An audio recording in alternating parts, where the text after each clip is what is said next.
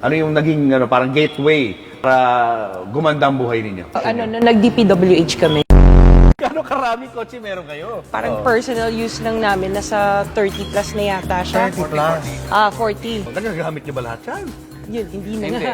Hindi na nga, sa dami. So, mostly American car siya. Sa nila, white and black. Yung Lincoln Navigator siya. Black and white. Black and white? Yes. GMC Denali. So, black and white version din siya. Walang ganito sa Philippines. Nasa YouTube? Oo, nasa Grand Wagoneer.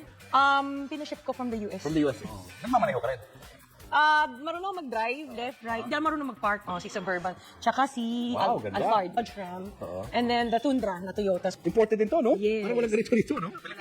And then the Toyota Sequoia. This is the TRD Pro. So more sports, tapos ito yung capstone, yung high-end niya. X5, tsaka yung F-Pace na Jaguar. Jaguar naman to. Yeah. Altera. Ano na to, hindi na nag-reproduce to. So Mercedes-Benz, yeah, GLS. One of the S-Class series ng Benz. And then the Volvo XC90. Ito yung gustong-gusto ko na dati na unang bilhin. Nung nabili na namin siya, hindi ko na ginagamit. This is one of the most expensive purchases na kotse noon.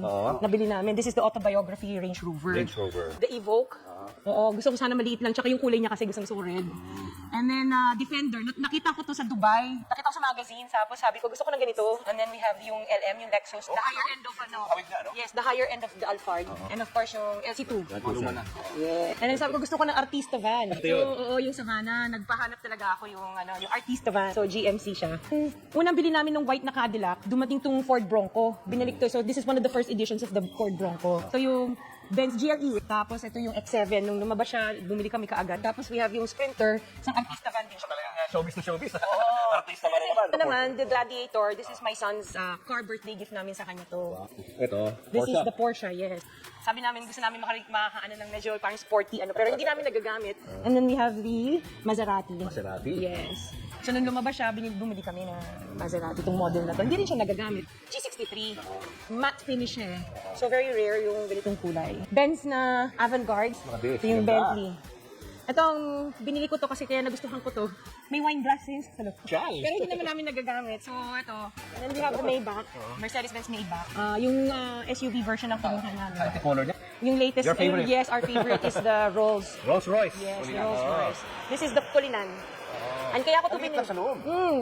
So kaya mo to kinuha dahil? Kasi ito may payong. Natutuwa ako sa payong. Ano yung naging parang gateway para gumanda ang buhay ninyo? Nag-DPWH kami.